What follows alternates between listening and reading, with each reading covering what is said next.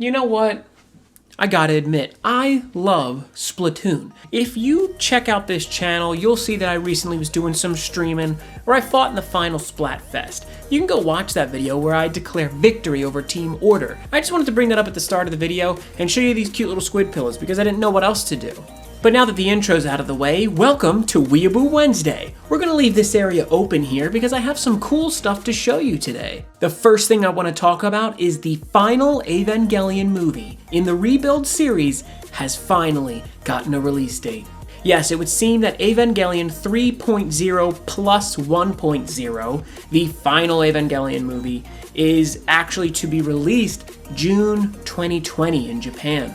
They said plenty of times that the movie was going to come out in 2020, but we didn't quite know when. My guesses were for October or November, but somehow they're actually going to be releasing it in the summer, which is pretty exciting news. It's crazy to think that it's that close, though it's also crazier to think of how long these movies have been being made for. Regardless, I'm excited nonetheless. I am super hyped to see this final movie, and in the trailer, there's a lot of weird stuff going on, but it goes very quickly. Lots of snapshots. You get a strange shot of Fuyutsuki and Rei looking very, very scared. You have a crazy shot of an Evangelion being crucified. But what really interests me is this weird ship they have that's floating around in a sea of crimson of what looks to be dead Evangelion units, as well as the creature from the first Evangelion Rebuild movie sort of mounted to the belly of the ship. I'm assuming that maybe they harvested like an S2 engine out of it or something like that, but I am geeking out too much.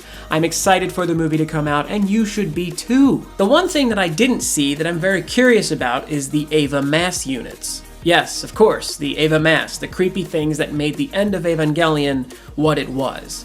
Are they going to be in this rendition of the end of this series, or will they not?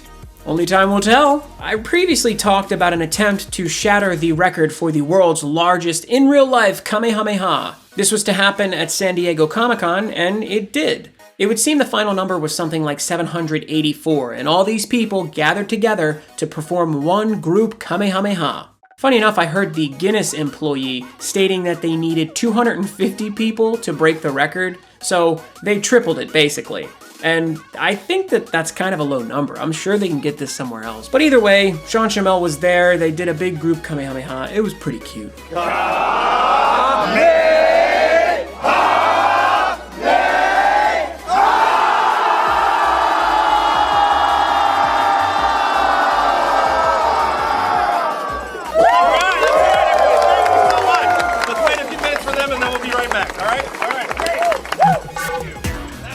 Makoto Shinkai is the creator of the movie Your Name, which was a huge movie in both America and Japan. Of course, this was an anime movie that raised tons of money because of it having a really deep and great story, wonderful animation, and it was just very heartwarming. Now, it would seem that Shinkai's most recent project, Weathering With You, released this weekend to an incredible opening. It made 1.6 billion yen in its first weekend. And for comparison, that's something like $15 million in United States burgers. Funny enough, that's actually 28% more than what Your Name made in its opening weekend. So congratulations, Mr. Shinkai. This has been a huge success, and I can't wait to see it either.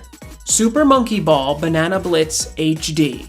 Yes, it would seem that finally Sega is going to give the Super Monkey Ball franchise the makeover it desperately needed. It's going to be coming to multiple platforms via an HD remake of the Wii game of the same title. Now, admittedly, I didn't play the Wii version, but I did play it all the way back on my GameCube when I had one, so I do remember the series being really fun, and I can only imagine with time, they created more stuff and added more game modes and stuff like that, so a remake of this is right up our alley. So if you like fun party games or even sort of physics puzzle games, then check out the new 3D Super Monkey Ball HD remix coming out in October.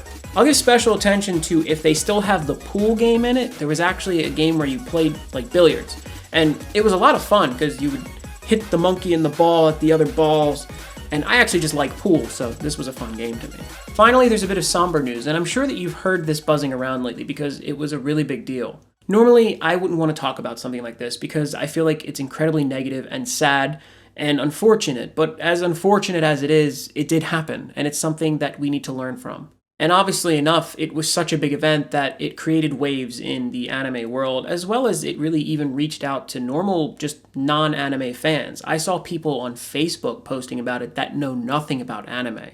So it would seem that the Kyoto Animation main studio building in Kyoto, Japan has been set on fire due to an arsonist's attack. This was a deplorable act performed by a man who is suspectedly mentally ill, who also has a criminal record. I really don't want to talk too much about him because of who he is and what he's done, but evidently he claims that Kyoto Animation stole his novel that he created. He's currently unconscious in the hospital due to injuries sustained during the attack, so they're waiting for him to recover before they actually formally arrest him. They didn't get much else from him, but I'm sure that in the coming weeks there will be plenty of news about this. Regardless of that, this attack was truly egregious. It would seem that of the suspected 70 people that were in the building, 34 have been confirmed deceased. An additional 30 plus people are currently in the hospital for injuries of varying severity. So a lot of people have been hurt, and many people that were related to those people,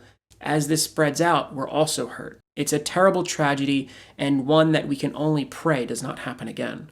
I don't need to talk too much about how legendary Kyoto Animation is, because if you look at their repertoire, they have so many awesome, iconic series under their belt. From K-On! To Full Metal Panic, to Lucky Star, to Miss Kobayashi's Dragon Maid, to Nichijou, they've done a ton of great work in the anime industry. People speak nothing but good things of this studio because they apparently did a lot of things outside of the norm. One thing they did was hired a lot of female employees for typically male-held roles. And additionally, in their early years, they were hiring completely unqualified housewives to do a lot of work for them. Typically, a lot of their series revolve around well-written female characters. And finally, they even pay their animators a regular weekly salary. Many other animation studios typically hire and pay animators by frame. So however many pictures that they create in an animation is what they get paid for.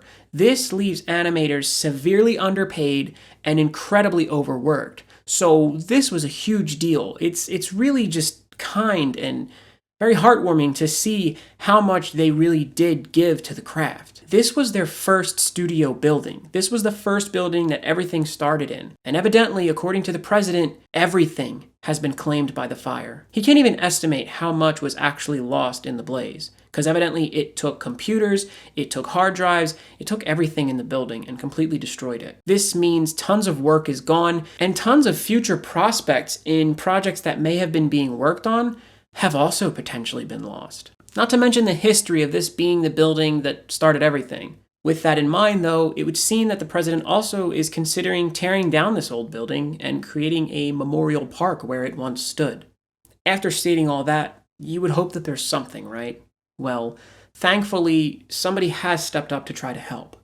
American anime licensing company Sentai Filmworks has actually come together to help start a GoFundMe campaign, which has seen over $2 million currently donated to the project within the past 5 days, of which they say every bit is going to go to Kyoto Animation to help with their recovery. Now, I think it would be great if this number could even go higher, so if you can find it in your heart, please offer them. If it's money, if it's your prayers, if it's well wishes or fan art of the characters from the many series they made, please just send a little bit of positivity their way. It's a really unfortunate event, and as much as I didn't want to talk about it, it needs to be talked about because it was a big deal. And if there can be anything positive that comes of this, it's helping those who are currently in need. And with that out of the way, I hate to end this on a dull note, but I feel like out of respect, we sort of have to.